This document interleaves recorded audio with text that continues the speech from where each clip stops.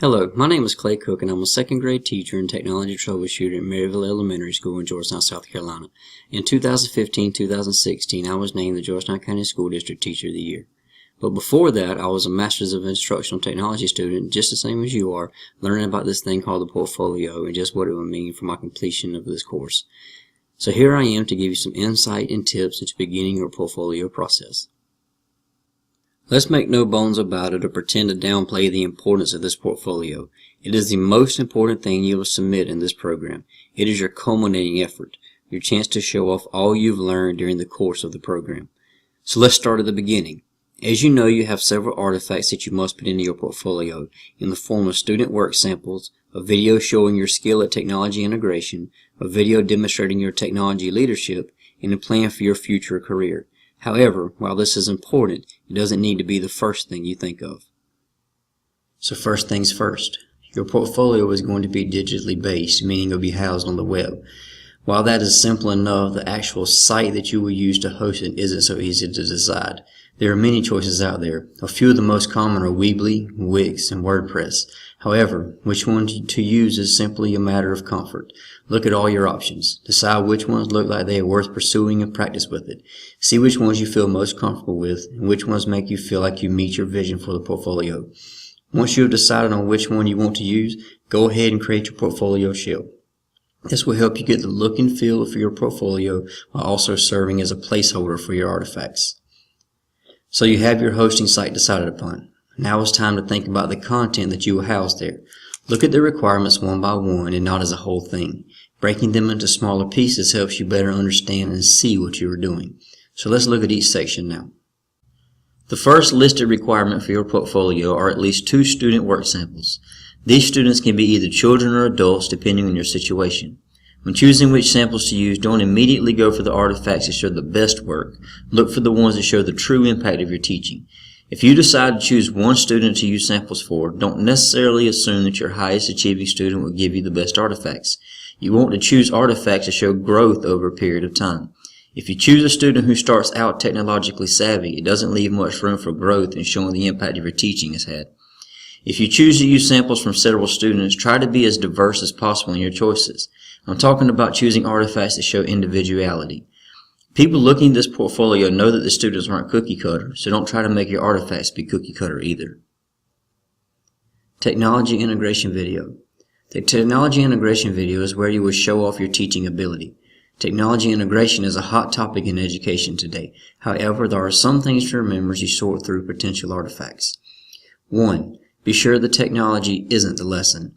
Instead, ensure that the lesson is supplemented by the technology. The technology doesn't need to be the content.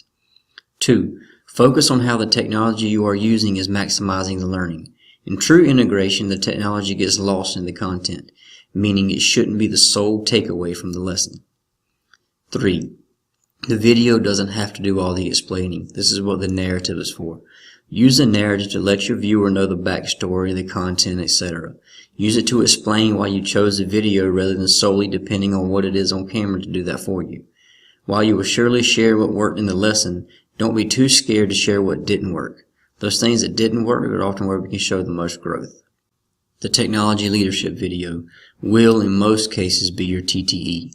Remember, this video must show you presenting to a group of professional educators. The portion of the video that you choose to share should show how well-rounded you are as a leader. This is the video in which you can really put yourself on display. Along with this video, you must include a narrative. In this narrative, you include all the hows and whys. Tell the viewer all the information they may not have gotten from what they are seeing or just saw. Tell how you came to deciding on this content, and tell about how your journey to the point on the video they are seeing. As teachers, it is hard for us to talk about what we are doing well, but here you need to toot your own horn. You have to put that aside here and focus on all the good things that you are doing to lead your audience during the presentation. So while we're on the subject of the videos, let's discuss time limits. Each of the 2 videos, the leadership and the integration videos, are to be 10 minutes edited. This time requirement is just as it says. Don't make your video 9 minutes and 15 seconds and expect it to meet the requirements. To help with this, record lots of footage and choose your best 10-minute block out of all you have. The whole 10-minute segment won't be perfect, but remember, no teaching is perfect all the time. Don't worry and stress over a few little miscues, but at the same time, don't include a huge fail. Use your best judgment here. The career and professional development plan is the one that's probably going to give you the most trouble. It's hard to think about your future in technology when you haven't even finished the course. While it's understandable to feel this way, look at it like this. You've already overcome so much in this course. Where would you like for it to lead you? Do you want to pursue a career as a technology coach for a school district? A college professor? A technology consultant? This is where you can develop a plan to make those dreams a reality. Remember, this program will open many doors for you professionally. This is your time to put your dreams on paper. We've talked a little about the requirements, and now I'm giving you some tips regarding them. Now I want to switch gears and talk a little about some of the pitfalls that you may come up against. Footage. Not having enough footage. It's a whole lot easier to pull 10 minutes of footage from 60 minutes of tape than it is to pull it from 15. Don't skimp on the footage you record. It's better to have 20 minutes you don't use than to barely have 10 minutes to turn in. And get an SD card with plenty of storage space. Check the specs on the card and see how much HD footage it can hold. If you can, buy 2 of them and record using 2 cameras. You will have twice the footage. Pitfall number 2 is portfolio design. Choose a design that is pleasing to the eye. And don't choose a background or whatever that looks like color exploded on it or just seems busy. You don't want anything to distract you from the artifacts. And remember the CRAP principles. Create a CRAP checklist and use it to evaluate what you have created. Pitfall number 3 is don't get too cutesy. This is meant to be a professional portfolio. Don't lose sight of that. While it may be tempting to have a cutesy stuff all around, ask yourself this. What does it add to my portfolio, and am I losing the impact of my portfolio if I don't have it? Sleek, clean designs work well here. If you are unsure of what is expected, examples are provided for you. Use them as a guide for ideas, not a source of ideas. Don't procrastinate is pitfall number 4. Where did the time go? Don't wait until the very last minute to complete this. Rushed portfolios look just that, rushed. And take my advice, I've rushed some in my time. Take the time to start early and progress slowly through the creation process. The portfolio should make you shine. Don't settle for how it looks. Make it the best it can be. Pitfall number 5 is more doesn't always equal better. Adding more than is needed is something we all tend to do in creating portfolios. We want to show all we can, thinking the more we show, the better it will be. Well, not necessarily. By adding a lot of content, you are running the risk of using artifacts that aren't stellar, making your portfolio look disorganized, or losing the people who are viewing it. You want to give them a good taste of who you are and what you can do, but you don't want to stuff them. There is too much of a good thing. Find the happy medium and live there. If you're unsure, ask people to look at it for you. Take their feedback and make your product better. Pitfall number 6, let the portfolio do the talking. Let the artifacts be the focal point. I'm not suggesting that you choose the most minimalistic design that you can.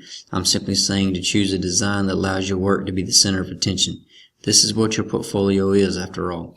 Keep the navigation simple but elegant. Don't get bogged down in pages. Condense where you can without cheapening the work. Now that we've gone through the tips and tricks for your portfolio, I want to remind you to not forget what all you've already done. Who says the artifacts you use have to be new or created during this class?